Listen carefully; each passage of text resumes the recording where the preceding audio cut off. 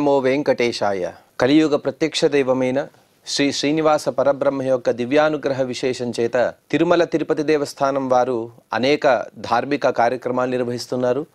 అందులో భాగంగా ప్రతిరోజు మనం శ్రీమన్ మహాభారతాంతర్గత అరణ్య పర్వలోని విశేషాలను యథాశక్తి తెలుసుకునే ప్రయత్నం చేస్తూ ఉన్నాం. ఈనాటి ప్రవచన కార్యక్రమాన్ని మంగళ పద్యాన్ని పఠిస్తూ ప్రారంభించుకుందాం. నారాయణం నమస్కృత్య నరం చైవ నరోత్తమం దేవీం సరస్వతీం వ్యాసం తతో జయముదీరయేత్. మహత్వాద్ భారవత్వాచ్చ మహాభారతముచ్యతే నిరుక్తమస్య యో వేద సర్వపాపైః ప్రముచ్యతే. శ్రీ గురుభ్యో నమః. హరి ఓం.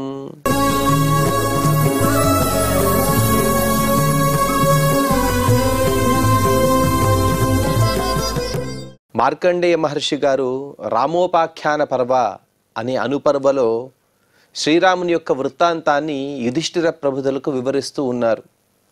రామ రావణయోర్యుద్ధం రామ రావణయోరివా అని చెప్పిన విధంగా ఘనఘోరమైనటువంటి యుద్ధం ప్రారంభమైనది. వానరులందరూ కూడా లంకపైన దాడి చేసి అక్కడ ఉండేటువంటి కోట ద్వారాలను వారందరూ కూడా ధ్వంసం చేశారు. ఆ సందర్భంలో జరిగిన వృత్తాంతాన్ని వివరిస్తూ పరిగృహ్య శతఘ్నీశ్చ సచక్రా సహుడోపలాహ చిక్షిపురు భుజవేగేన లంకా మధ్యే మహాస్వనాహ. చక్రాల బండి అమర్చినటువంటి శతఘ్నులను, దాని ద్వారా ప్రయోగించేటువంటి గుండు సామగ్రిని సమస్తాన్ని కూడా తీసుకుని లంకాపట్టణం పైనే వాటిని ప్రయోగించి అనగా దానిపైన విసిరివేసి అక్కడ ఉండేటువంటి భవనాలను ధ్వంసం చేస్తున్నారు వానర వీరులందరూ కూడా కలిసి. ప్రాకారస్థాశ్చ ఏకేచిత నిశాచరగణాస్తథా ప్రదుద్రువస్తే శతశః కపభి సముద్రుతాః. కోట గోడలపైన ఎందరో రాక్షస వీరులు లంకాపట్టణ లక్షణార్థం అక్కడ నియుక్తులై వారి విధులు నిర్వర్తిస్తూ ఉన్నారు. ఎప్పుడైతే వానరులు అలా దండెత్తి వచ్చారో వారిపైన యుద్ధం చేస్తూ ఉన్నారు. కానీ వానర వీరుల యొక్క దాటిని తట్టుకోలేక వారందరూ కూడా అక్కడి నుండి పారిపోతూ ఉన్నారు. తతస్తు రాజవచనాత్ రాక్షసాః కామరూపిణః నిర్యయుర్వికృతాకారాః సహస్రశతశంఘషః. ఎప్పుడైతే అసురులకు రాక్షసులకందరికి కూడా అక్కడ అపజయం అనేది జరుగుతుందనే విషయం తెలిసినదో రావణుడికి వెంటనే తను కూడా ఆజ్ఞాపించాడు. ఎందరో కామరూపులు అనగా కావలసినటువంటి రూపాన్ని పొందగలిగే సామర్థ్యం కలిగిన రాక్షసులను తను పంపిస్తూ ఉన్నాడు. వారిలా ఉన్నారుంటే వికృతాకారాః, వికారమైనటువంటి శరీరం కలిగిన వారు, చూస్తే చాలు పారిపోయేటువంటి భయానకమైనటువంటి రూపం కలిగిన వారు. వారందరూ కూడా కొన్ని వేల మంది కొన్ని వందల గుంపులుగా బయలుదేరారు యుద్ధం కోసం. శస్త్రవర్షాణి వర్షంతః ద్రావయిత్వా వనౌకసః ప్రాకారం శోభయంతస్తే పరం విక్రమమాస్థితాః. అటువంటి రాక్షసులందరూ కూడా అనేక బాణాలను ప్రయోగిస్తూ శస్త్రాలను ప్రయోగిస్తూ ఆ వానరులందరినీ కూడా వారు తరిమి కొడుతూ ఉన్నారు. కొడుతూ వారందరూ కూడా ప్రాకారం ఇతపూర్వం ఎటువంటి శోభతో అయితే కూడుకుని ఉన్నదో అనగా తమ యొక్క పరివారంతో కూడుకుని ఉన్నదో అటువంటి స్థితిని మరలా తీసుకొచ్చారు. అనగా ప్రాకారం అనేది వీరి అధీనమైపోయింది. సమాశిరాశి సదృశైః బభూవ క్షణదాచరైః కృతో నిర్వానరో భూయః ప్రాకారో భీమదర్శనైః. మినుముల రాశి అలా పడితే ఎలాగైతే ఉంటుందో అటువంటి గట్టిగా ఉండేటువంటి అనగా మినుముకు ఎందుకు పోలుస్తున్నారంటే మినుముకు గట్టిదనం ఎక్కువ. అందుకోసమే మినుముల్ని స్వీకరించండి, దాన్ని తినాలని కొద్ది ప్రమాణంలో తినాలని మనకు సంప్రదాయంలో చెబుతూ ఉంటారు. అటువంటి మినుము రాశిలాగా నల్లగా లావుగా భయానకంగా ఉండేటువంటి ఆ రాక్షస సేన వానరుల్ని గట్టిగా ఎదుర్కొన్న తర్వాత వారందరూ కూడా ఆ కోట ద్వారాన్ని వానరులు లేకుండా చేసింది. అనగా వానరులందరినీ కూడా వారు తరిమి కొట్టారు. పేతుశూల విభిన్నాంగాః బహవో వానరర్షభాః స్తంభతోరణ భగ్నాశ్చ పేతుస్తత్ర నిశాచరాః. వచ్చే సందర్భంలో ఈ రాక్షసులందరూ కూడా కొన్ని శూలాలను ప్రయోగించారు. కొన్ని అంటే కొన్ని వేల లక్షలుగా శూలాలను ప్రయోగించారు. ఆ శూలాలు గుచ్చుకొని ఆ వానర వీరుల యొక్క శరీరాలన్నీ కూడా ముక్కలు అయిపోయాయి. కొందరు ఆ శూలాలకు గుచ్చుకుని అలాగే ప్రాణాలను వదిలివేశారు. కొందరు వారి వారి యొక్క అవయవాలను కోల్పోయారు. ఈ విధంగా రాక్షస సేన విజృంభిస్తోంది. వానర సేన ఎంతో ఇబ్బందులు గురవుతున్నది. కేశాకేశ్యభవత్ యుద్ధం రక్షసాం వానరైః సహ నఖైర్దంతైశ్చ వీరాణాం ఖాదతాం వై పరస్పరం. వానరులు రాక్షసులు పరస్పరంగా యుద్ధం చేస్తూ ఉన్నారు. యుద్ధం చేసే సందర్భంలో కేశాకేశ్యభవత్ యుద్ధం, యుద్ధం అనేది కేశాకేశిగా జరిగిందట. అనగా ఒకరు జుట్టుని మరొకరు పట్టుకుని గట్టిగా లాగుతూ యుద్ధం చేస్తూ ఉన్నారు. ఇంకొందరు నఖైహి వారి వారి గోళ్లతో రక్కుకుంటూ ఉన్నారు పరస్పరంగా. మరికొందరు దంతైహి గట్టిగా ఒకరిని పంటిగాట్లతో గాయపరుస్తూ ఉన్నారు. అలాగే పరస్పరం ఖాదతాం పరస్పరంగా ఒకరినొకరు తింటున్నారని మార్కండేయ మహర్షి గారు చెప్పినప్పటికీ కూడా వానరులు ఎక్కడా కూడా నరభక్షకులుగా లేరు. కానీ రాక్షసులు అన్నిటినీ భక్షిస్తారు కాబట్టి రాక్షసులు వానరులే భక్షిస్తూ ఉన్నారు. ఇదే వృత్తాంతాన్ని మనం కుంభకర్ణుని యొక్క వృత్తాంతంలో కూడా తర్వాత తెలుసుకునే పోతున్నాం. ఆ విధంగా రాక్షసులు వానరుల్ని భక్షిస్తూ వారు యుద్ధం చేస్తూ ఉన్నారు. నిష్టసంతో హ్యుభయతః తత్ర వానర రాక్షసాః హతాని పతితా భూమౌ నముంచంతి పరస్పరం. రావణుని సైన్యంలో రాక్షసులు, అలాగే రాముని సైన్యంలో వానరులు పరస్పరంగా గర్జిస్తూ గట్టిగా యుద్ధం చేస్తూ ఉన్నారు. పరస్పరంగా ఎంత స్పర్ధగా ఉన్నారంటే చంపుకున్న తర్వాత కూడా ఒకరినొకరు విడిచిపెట్టడం లేదట. అనగా ప్రాణాలు కోల్పోకముందు యుద్ధంలో ఒకరినొకరు గట్టిగా పట్టుకున్నారు. వారి ద్వేషం అనేది ఇంకా చల్లారక చనిపోయిన తర్వాత కూడా, అనగా ఒక వానరుడు ఒక రాక్షసుడు పరస్పరంగా కలియబడుతూ ఒకరినొకరు ముష్టిఘాతాలతో వారు హింసించుకుంటూ అలా ఇద్దరు పరస్పరంగా ప్రాణాలైతే వదిలారు. కానీ వారి పట్టు మాత్రం వదలటం లేదు. మరణం దాటిపోయినా సరే తమ యొక్క ప్రభువుకు జయాన్ని అందించాలనే కృత సంకల్పంతో ఉన్నారు రాక్షసులు, అలాగే వానరులు కూడా. రామస్తు శరజాలాని వవర్ష జలదో యథా తాని లంకాం సమాసాద్య జఘ్నుస్తాన్ రజనీచరాన్. ఇక రాముడు కూడా బాణాలను ప్రయోగిస్తూ ఉన్నాడు. ఎలా ప్రయోగించాడంటే ఒక దట్టమైనటువంటి మేఘం వచ్చి గట్టిగా వర్షం కురిపిస్తే వర్షం చినుకులు ఎలాగైతే వర్షం చినుకుల ద్వారా నీరు ఎలాగైతే వస్తుందో ఆ విధంగా చినుకులలాగా రాముడు లెక్కలేని బాణాలు తను ఆ లంకాపట్టణం పైన ప్రయోగించాడు. ఆ బాణాలన్నీ కూడా నేరుగా లంకాపట్టణాన్ని ప్రవేశించి అక్కడ ఉండేటువంటి రాక్షసుల ప్రాణాలను హరించాయి. సౌమిత్రిరపి నారాచైః దృఢధన్వా జితక్లమః ఆదిశ్యాదిశ్య దుర్గస్థాన్ పాతయామాస రాక్షసాన్. అలాగే లక్ష్మణస్వామి యొక్క శౌర్యాన్ని కూడా ఇక్కడ మార్కండేయ మహర్షి గారు వివరిస్తూ క్లేశము అలసట ఈ రెంటినీటిని కూడా జయించిన వాడు లక్ష్మణుడు. అది కూడా గొప్ప వరం. ఎందుకంటే తన అన్నగారిని సేవిస్తూ ఇంతవరకు కూడా తన అన్నగారి సేవలో అలసిపోయాడు, తన అన్నగారి సేవలో తను ఎన్నో కష్టాలు పొందాడు అని ఒక్కచోట కూడా రామాయణంలో కానీ మహాభారతంలో కానీ ఏ గ్రంథంలో కూడా చెప్పలేదు. ఇంకా తన అన్నగారిని సేవిస్తూ ఎంతో ఉత్తేజాన్ని పొందాడు. అటువంటి గొప్ప భ్రాతృ సేవకుడైనటువంటి ఆ లక్ష్మణుడు గట్టి ధనస్సును తన చేత పూని తను బాణ పరంపరలతో ఎందరో రాక్షసులను నేలకూల్చాడు. ఆదిశ్యాదిశ్య దుర్గస్థాన్ తను చెబుతున్నాడట. ఆ దుర్గం పైన ఉండేటువంటి రాక్షసుల్ని గురించి మాట్లాడుతూ అదిగో నే బాణాన్ని ప్రయోగిస్తున్నాను, నువ్వు చనిపోతున్నావు అని వారికి సవాలు విసురుతూ పరస్పరంగా వారు ఎన్ని బాణాలను ప్రయోగించినా కూడా వాటి ద్వారా తప్పించుకుని వారిని మాత్రం తను హతమారుస్తున్నాడు లక్ష్మణుడు. తతః ప్రత్యవహారోభూత్ సైన్యానాం రాఘవాగ్నయా కృతే విమర్దే లంకాయాం లబ్ధలక్ష్యో జయోత్తరః. ఈ విధంగా లంకను అతలాకుతలం చేసింది రాముని యొక్క సైన్యం, అనగా వానర సైన్యం. కాస్త మెత్తబడ్డారు రాక్షసులందరూ కూడా వెనక్కి తిరిగి వెళ్ళిపోతున్నారు. ఇక వానరులు అనుకున్నారు సరే యుద్ధం అయిపోయింది, అనగా ఈనాటి యుద్ధం అయిపోయింది కాబట్టి వారిని వదిలివేద్దాం. ఎందుకంటే ఒకసారి యుద్ధంలో విరామాన్ని ఒక సైన్యం ఒక తరపున వారు ప్రకటించిన తర్వాత ఖచ్చితంగా విరామాన్ని ఇవ్వవలసినదే. ఇది యుద్ధంలో కొనసాగించవలసినటువంటి నీతి. ఆ విధంగా వారందరూ కూడా వెళుతున్న సందర్భంలో వానరులు కూడా తాము విశ్రాంతి కోసం బయలుదేరుతున్నారని చెబుతూ ఇక్కడికి 284వ అధ్యాయాన్ని పూర్తి చేసుకుని ఇక 285వ అధ్యాయంలో మార్కండేయ మహర్షి గారు వివరిస్తూ మార్కండేయువాచ తతో నివిషమానాన్స్తాన్ సైనికాన్ రావణానుగాః అభిజగ్ముర్గణానేకే పిశాచ క్షుద్రరక్షసాం పర్వణః పతనో జంభః ఖరః క్రోధవశో హరిః ప్రరుజశ్చారుజశ్చైవ ప్రఘసశ్చైవ మాదయః. ఈ విధంగా యుద్ధం ఈనాటికి అయిపోయింది. కాస్త విరామమని వానరులందరూ కూడా తిరిగి వెళ్తున్నారు.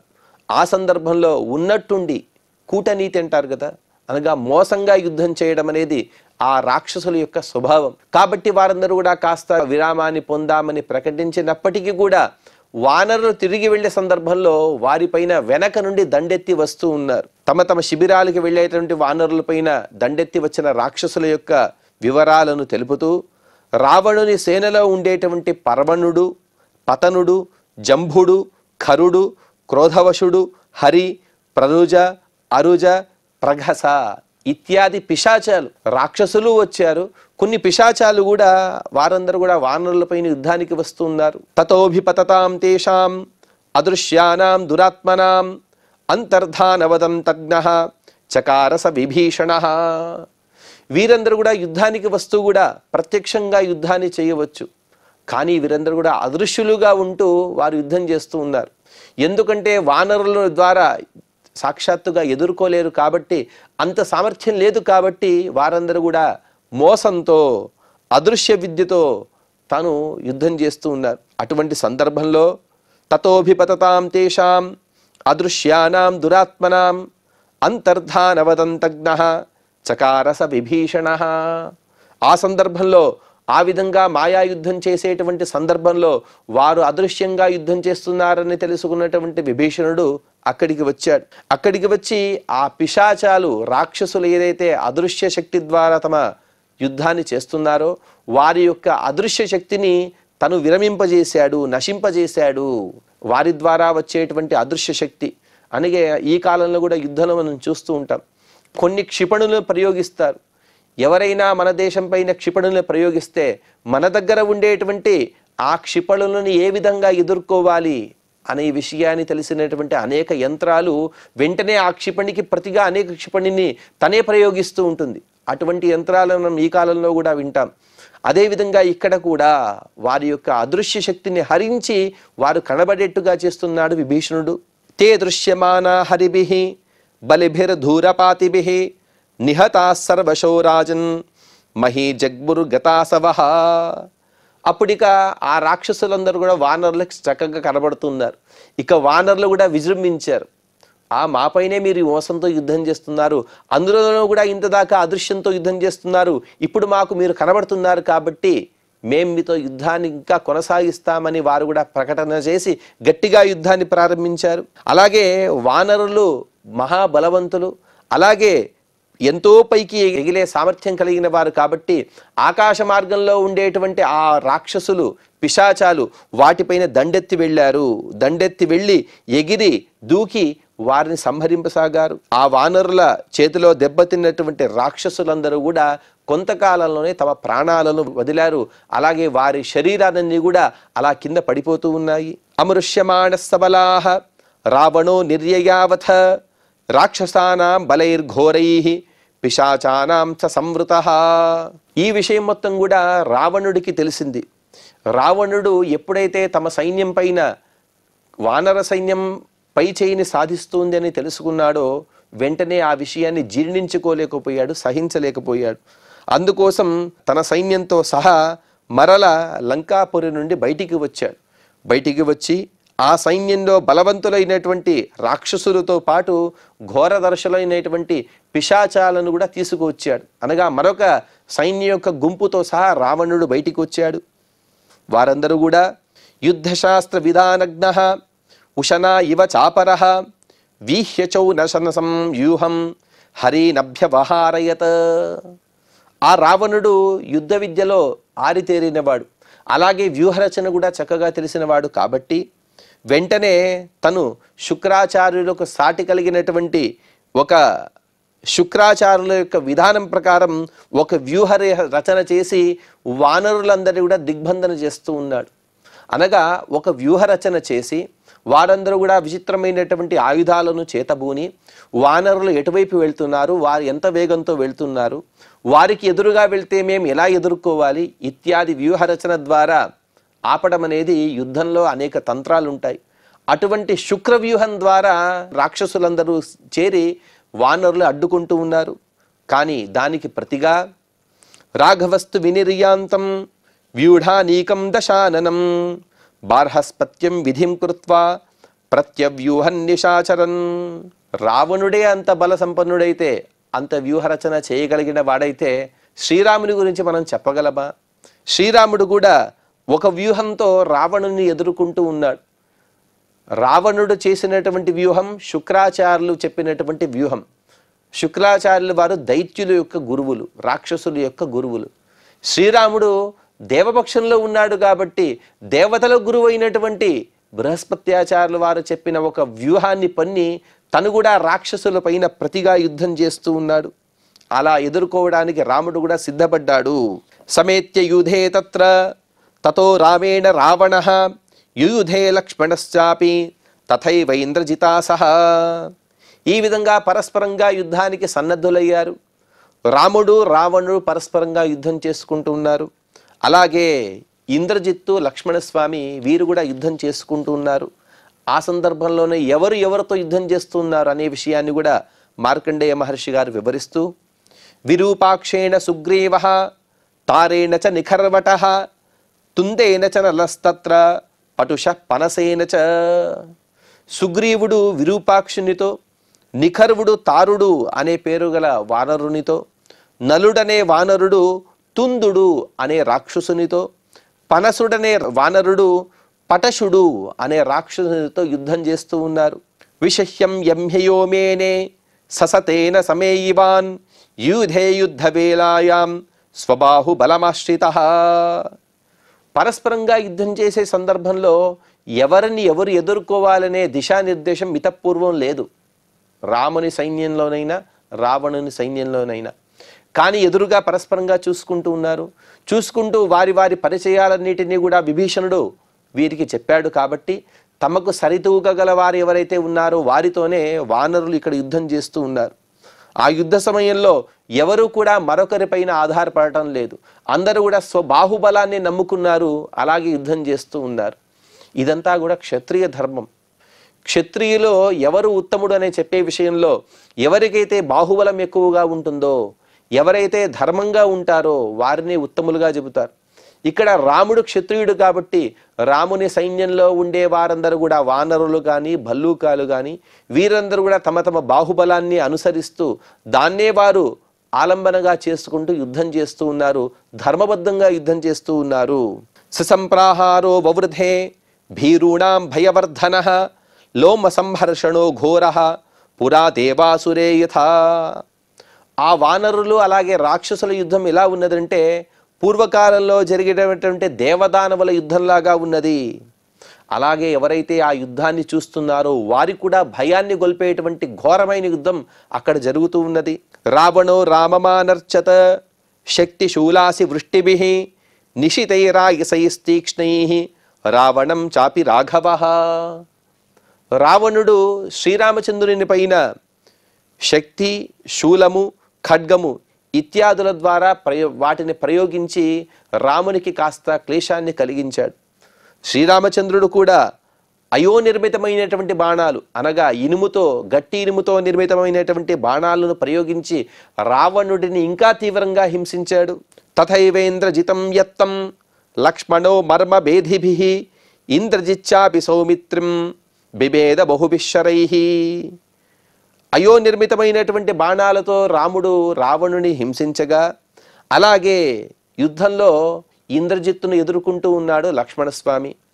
ఆ లక్ష్మణుడు కూడా మర్మభేది. ఎక్కడైతే కొన్ని మర్మస్థానాలు ఉంటాయి ఆ మర్మస్థానాల్లో మనం బాణాన్ని ప్రయోగిస్తే శరీరానికి చాలా అసౌకర్యంగా ఉంటుంది, ఎంతో బాధను అనుభవిస్తాడు. తద్వారా యుద్ధంలో పలాయనం చిత్తగించవలసి ఉంటుంది. ఆ విధమైనటువంటి మర్మభేది బాణాలని ప్రయోగించి ఇంద్రజిత్తుని హింసించాడు లక్ష్మణుడు. లక్ష్మణుని పైన కూడా ఇంద్రజిత్తు అనేక బాణాలను ప్రయోగించాడు, గాయపరిచాడు. విభీషణ ప్రహస్తశ్చ విభీషణం ఖగపత్రై శరైస్తీక్ష్ణై అభ్యవర్షద్గతవ్యథః. విభీషణుడు ప్రహస్తునితో యుద్ధం చేస్తున్నాడు. విభీషణుడు ప్రహస్తుడిని, ప్రహస్తుడు విభీషణుడిని తమ తీవ్ర వేగం కలిగినటువంటి బాణాలతో పరస్పరంగా ఒకరినొకరు హింసించుకుంటూ ఉన్నారు. కానీ విచిత్రం ఏమిటంటే అక్కడ ఎంత గాయపడినా కూడా వారిలో విభీషణుడు మాత్రం నిశ్చలంగా ఉన్నాడు.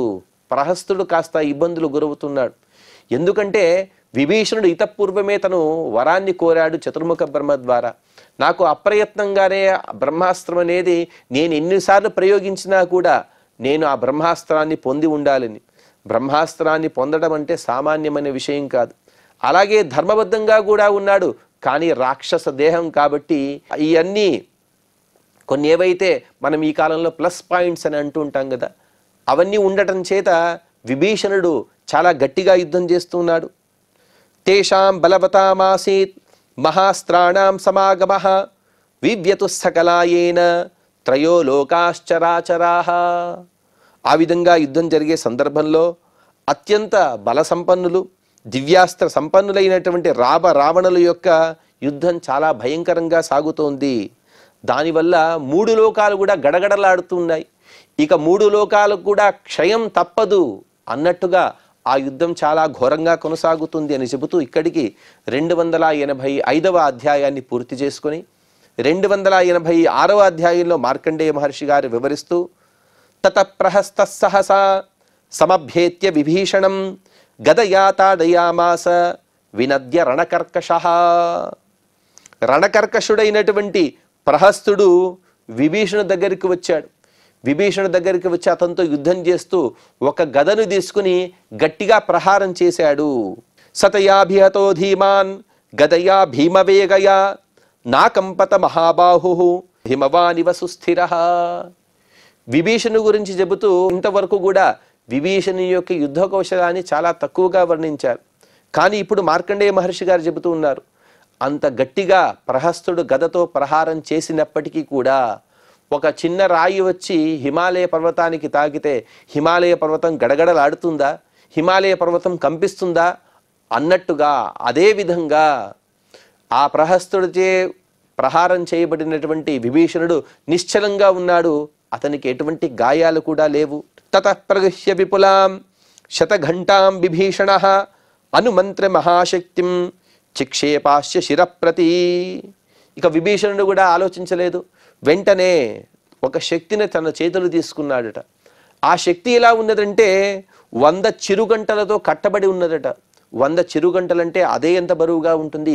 ఇక 100 చిరుగంటలతో కూడినటువంటి ఆ శక్తిని ఆయుధం అదెంత బరువుగా ఉండాలి, దాని వేగం ఎటువంటిది.